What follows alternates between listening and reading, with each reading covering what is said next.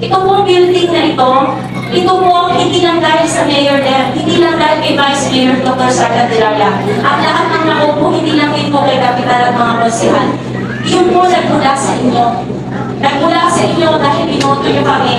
Dahil pumili kayo at sugal kayo na ituray ang isang bago at isang babae.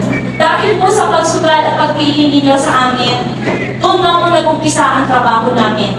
Mula sa taas kay Senator Joel Villanueva, mula po sa Mayor, Vice Mayor at mga konsihal, kung straight yan kay CAP GCL at lahat ng kasamang konsihal ng ating CAP, ay iyon po ay pinagtulong-tulungan. Sa 29 barangay, 17 na multi-purpose hall ang naibigay at nahingi nating tulong kay Senator Joel Villanueva.